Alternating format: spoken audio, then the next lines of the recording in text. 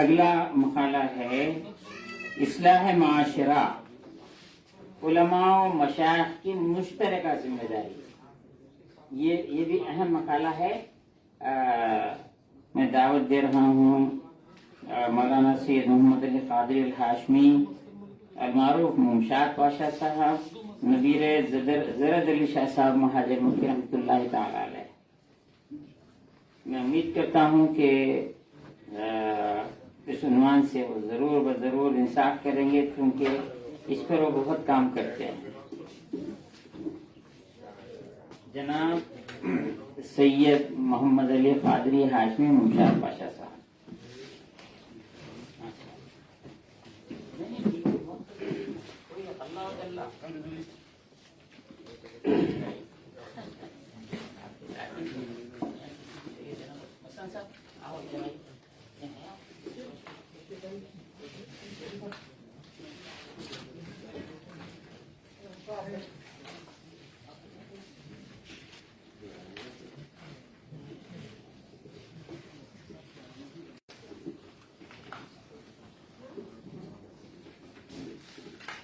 السلام علیکم ورحمۃ اللہ وبرکاتہ۔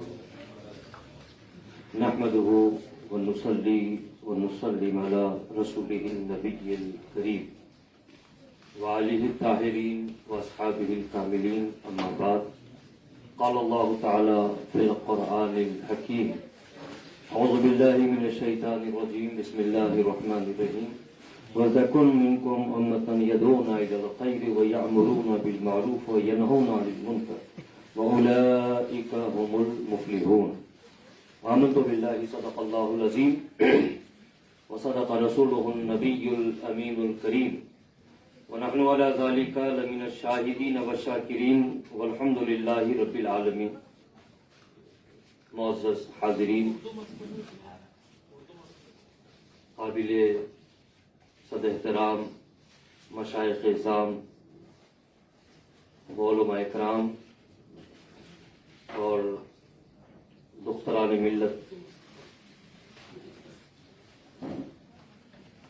میرے لیے یہ خوشی کی بات ہے کہ خلیفہ حضرت سید افتخار علی شاہ وطن رحمۃ اللہ علیہ،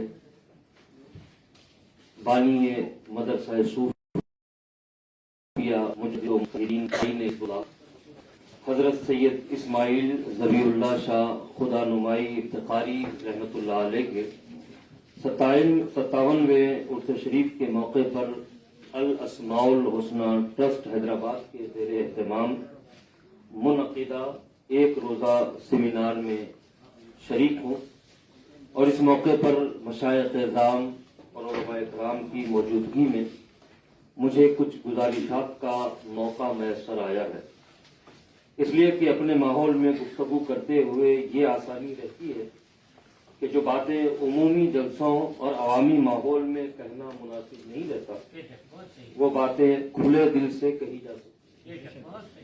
سب سے پہلے یہ بات عرض کرتا چلوں کہ ہمارے اکابرین کا ہمیشہ سے یہ معمول رہا ہے کہ وہ حالات کے تغیر اور اس سے پیدا شدہ صورتحال پر مسلسل نظر رکھتے ہیں، اور اس حوالے سے سامنے آنے والے مسائل اور ضروریات کو نظر انداز کرنے کے بجائے ان کے حل کی صورتیں نکالتے ہیں،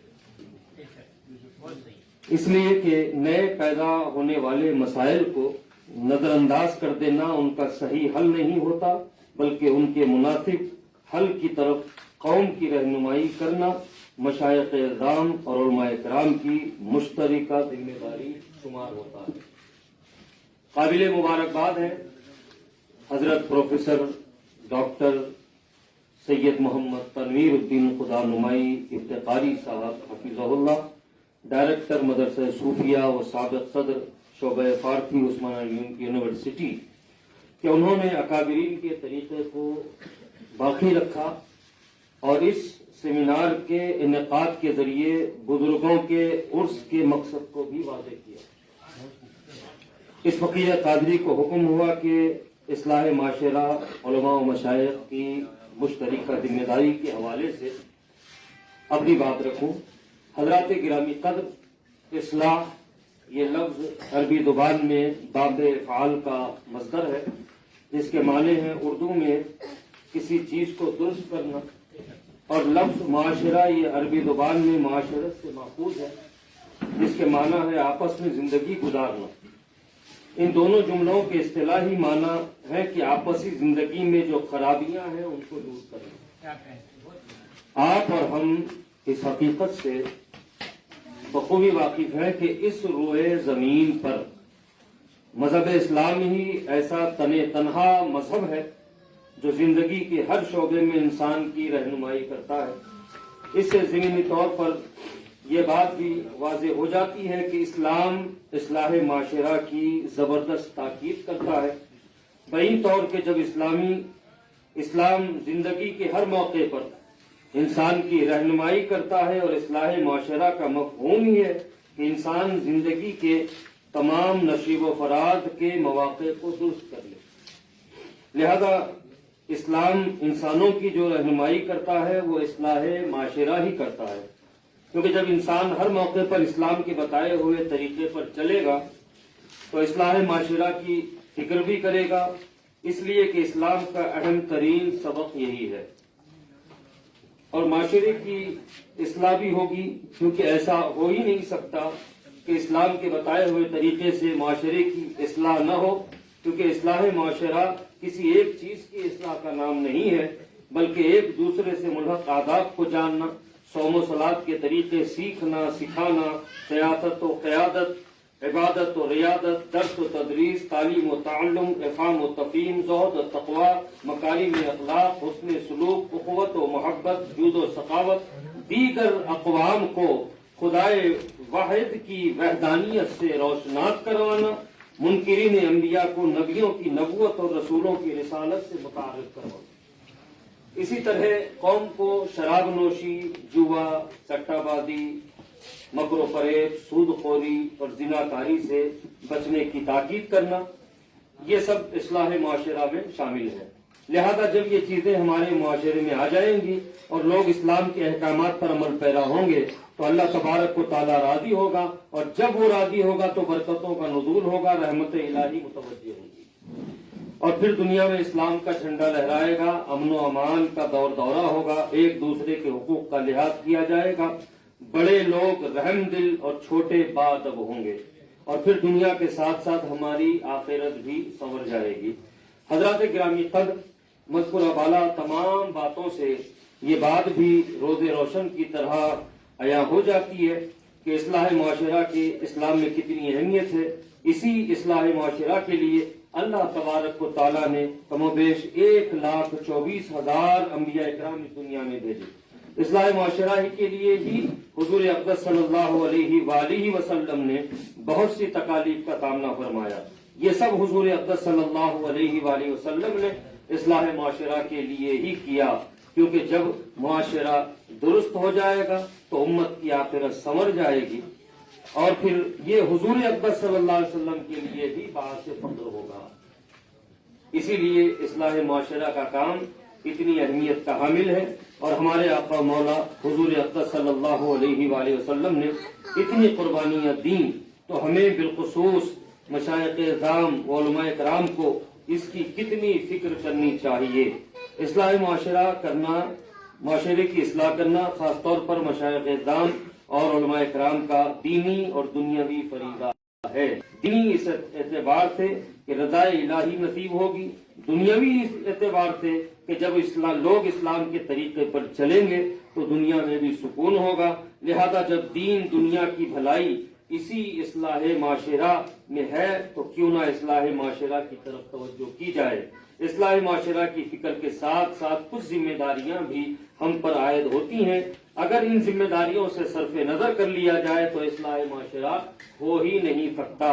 اللہ تبارک و تعالیٰ نے انسانوں میں دو طرح کے لوگ بنائے ہیں۔ پہلی قسم میں وہ لوگ ہیں جو اصلاح معاشرہ کا کام انجام دے سکیں، یعنی مشائخ اعظام اور علماء کرام۔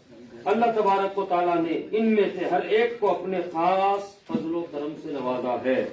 دوسری قسم میں وہ لوگ ہیں کہ معاشرے میں جن کی اصلاح کی ضرورت ہے، اللہ تبارک و تعالیٰ نے ان دونوں حضرات پر کچھ ذمہ داریاں بھی عائد کی ہیں جو قرآن و حدیث میں بکثرت موجود ہے. تم میں سے جب کوئی برائی کو دیکھے تو اس کو اپنے ہاتھ سے دور کر دے، اگر ہاتھ سے دور نہ کر سکے تو زبان سے منع کر دے، اور زبان سے بھی منع کرنے کی استطاعت ہمت نہ رکھے تو کم از کم دل میں برا سمجھے، اور یہ ایمان کا سب سے ضعیف یعنی کم تر درجہ ہے. اس لیے پہلی قسم کے لوگوں یعنی مشائخ اعظام اور علماء کرام کی ذمہ داری یہ ہے کہ معاشرے میں جب بھی کوئی برائی دیکھیں تو اسے روکنے کی کوشش کریں، اور اگر اپنے ہاتھ سے روک سکتے ہیں تو ہاتھ سے روکیں، ورنہ زبان سے. اور سب سے کم تر درجہ ہے کہ اس کو اپنے دل میں برا سمجھیں. اگر آپ سے یہ بھی نہیں ہو سکتا تو آپ کو اپنے ایمان پہ جانچنے کی ضرورت ہے، کیونکہ حدیث شریف میں مذکور ہے کہ یہ تو ایمان کا سب سے کم درجہ ہے.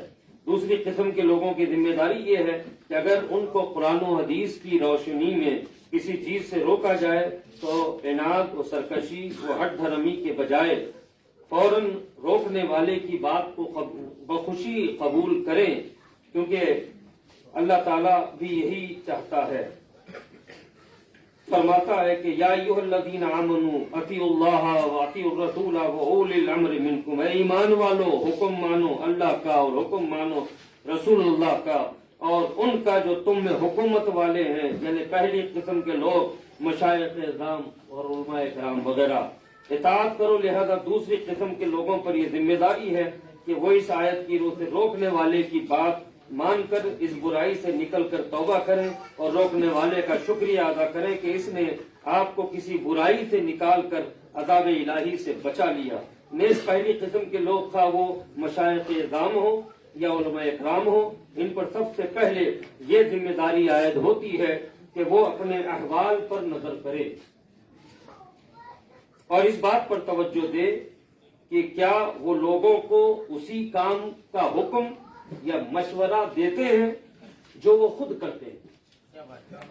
اور پھر دوسری ذمہ داری یہ ہے کہ وہ اپنی صفوں میں اتحاد پیدا کریں، آپسی اختلافات سے اپنے آپ کو دور رکھیں، کوئی ایسا عمل یا بات نہ کریں جس سے ماحول میں تناؤ پیدا ہو، غرور و تکبر سے خود کو دور رکھیں، کسی کے نسب کی تحقیق میں وقت ضائع کرنے کے بجائے اپنے آنے والی نسلوں کی نسب کی حفاظت کا بندوبست کریں.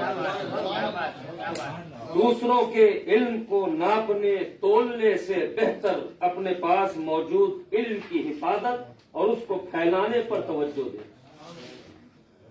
اپنے ذہنوں میں یہ بات رکھیں کہ ہماری اپنی خوبیاں ہماری اپنی اختیاری نہیں ہیں، بلکہ اللہ تبارک و تعالیٰ کے فضل و کرم سے ہے. دنیا میں جو کچھ بھی ہماری عزت ہے وہ اللہ تبارک و تعالیٰ کے فضل، حضور اقدس صلی اللہ علیہ وآلہ وسلم کی پاک نسبت کے طفیل اور پیران اکرام و اساتذہ اکرام کی توجہات سے ہے. اصلاح معاشرہ کا کام اپنے اپنے بٹے ہوئے خانوں کے ذریعے انجام دینے کے بجائے اتحاد و اتفاق کے ساتھ انجام دیں. اگر یہ کہا جائے تو بیجا نہیں ہوگا کہ مشائخ اعظام اور علماء کرام امت کی کشتی کے ناخدا ہیں. اس وقت امت مسلمہ کو اپنی بات کو میں ختم کرنے رہا ہوں. اس وقت امت مسلمہ کو بڑے کٹھن حالات کا سامنا ہے. ایک طرف کفار و مشرکین ممالک کے متحد ہو کر عالم اسلام پر حملہ آور ہونے اور مسلمان ممالک پر وحشیانہ مظالم کی خون آلود داستہ ہے، تو دوسری طرف فکری ارتداد اور تشکیک جیسے مہلک امراض ہیں جو امت مسلمہ کے وجود میں سرطان کی طرح پھیل رہے ہیں. امت کے نوجوان اس وقت الحاد و تشکیک جیسے مسائل کا شکار ہے. اس نازک وقت میں علماء مشائخ اعظام اور علماء کرام کی ذمہ داری ہے کہ وہ ان اہم مسائل کی طرف توجہ دیں. بدقسمتی سے اس وقت ایک بہت بڑے طبقے کی صلاحیت فروعی مسائل اور آپسی جھگڑوں میں خرچ ہو رہی ہے. فروعی مسائل میں یوں الجھنے سے نوجوان نسل مشائخ اعظام اور علماء کرام سے دور ہو رہی ہے. وقت کا تقاضا ہے کہ مشائخ اعظام اور علماء کرام خاص طور پر نوجوان مشائخ و علماء غور و فکر کریں اور سوچیں کہ وہ کس طرح اپنی صلاحیتوں کو بروئے کار لا کر امت کے لیے نفع مند ثابت ہو سکتے ہیں۔ ایک مشائخ اور ایک عالم کی خوبصورتی اس کے لباس، اس کے پوشاک اور اس کی سواری میں نہیں، بلکہ ان کا حسن و جمال، ان کی سادگی، تقوی اور اخلاص میں۔ یہ وہ ہتھیار ہیں کہ جس کے بغیر کوئی معرکہ سر نہیں کر سکتا۔ حالات اور ماحول سے بے خبری ٹھیک نہیں ہے۔ اسلام ایک مکمل ضابط حیات ہے۔ یہ دین خانقاہوں، مساجد اور مدارس تک محدود ہونے کے لیے نہیں آیا، بلکہ شریعت اسلامی میں روز قیامت تک آنے والے تمام مسائل و مشکلات کا حل موجود ہے۔ یاد رکھیں، اسلامی نظام، اس کی تعلیمات کوئی ناقص و محدود نہیں ہے کہ جس پر عمل پیرا ہونے کے لیے معاشرے سے کٹنا پڑے اور رہبانیت کی طرف جانا پڑے۔ ہمارے اکابرین نے سلطنتیں بنائی، قاضی القضات بنے، عہدے حاصل کیے اور ساتھ ساتھ اپنے فرائض و واجبات بلکہ مستحبات کی بھی رعایت رکھی۔ وہ بیک وقت اپنے عہدوں کے فرائض کو بھی انجام دیتے اور خلق خدا کے اخلاق و اعمال کی بھی ایک دائی کی حیثیت سے اصلاح کرتے۔ عصر حاضر میں مشائخ اعظام اور علماء کرام کا معاشرے سے الگ ہو جانا اور خانقاہ اور مدرسے تک محدود ہو جانا امت کے لیے، خصوصاً نوجوان نسل کے لیے انتہائی مضر ہے۔ ایک ماہر طبیب وہی ہوتا ہے جو مرض کی تشخیص کی صلاحیت بھی رکھتا ہو۔ علماء، مشائخ اعظام اور علماء کرام اس امت کے روحانی طبیب ہیں۔ انہیں معلوم ہونا چاہیے کہ نسل نو اس وقت کن روحانی و ذہنی امراض کا شکار ہے۔ وہ تشکیک، الحاد، بے دینی اور مغربی تہذیب سے متاثر ہے۔ اسلامی معاشرہ اپنی شناخت کھوتا جا رہا ہے، ایک دوسرے سے دوریاں بڑھتی جا رہی ہیں، جہیز ہراسانی کے واقعات میں مسلسل اضافہ ہوتا جا رہا ہے، طلاق کی کثرت ہو چکی ہے، سودی لین دین عام بات ہو چکی ہے، زناکاری فیشن کی شکل اختیار کر رہی ہے، مسلمان لڑکے یا مسلمان لڑکی کا غیر مسلم لڑکوں ایک سلسلہ چل رہا ہے۔ ایسی بہت سی برائیاں ہیں جو ہمارے معاشرے کا حصہ بن چکی ہیں۔ حالیہ دنوں میں ایک مسلمان لڑکی کا اپنی ویڈیو بنا کر خودکشی کرنا یہ پہلا واقعہ نہیں ہے، آئے دن ایسے واقعات پیش آ رہے ہیں۔ اس کے اسباب میں سے ایک سبب مشائخ اعظام اور علماء کرام کا عوام سے دور ہو جانا بھی ہے۔ جب تک مشائخ اعظام اور علماء کرام اور عوام کے درمیان فاصلے ختم نہیں ہوتے، اس وقت تک معاشرے کی اصلاح ممکن نہیں ہے۔ معاشرے کی اصلاح مشائخ اعظام اور علماء کرام کی مشترکہ ذمہ داری ہے۔ اگر اس جانب توجہ دی جائے تو چند دنوں میں ہی معاشرے کی تمام برائیاں دور ہو سکتی ہیں۔ یہ تھی چند باتیں جن کو عرض کر کے عنوان کا کما حقہ حق ادا کرنے کی میں نے کوشش کی ہے۔ آخر میں اللہ تبارک و تعالیٰ سے دعا کرتا ہوں کہ ہم سب کو ان باتوں پر عمل پیرا فرمائے۔ آمین یا رب العالمین۔